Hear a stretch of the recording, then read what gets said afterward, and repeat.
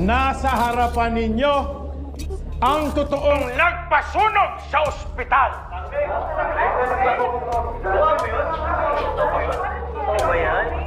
At nandito siya para mag-confess.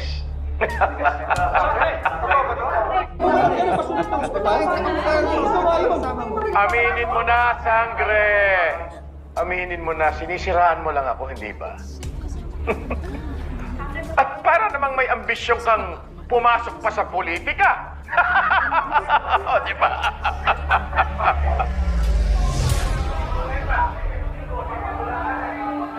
Sangre! Sabihin mo ang totoo. Sangre?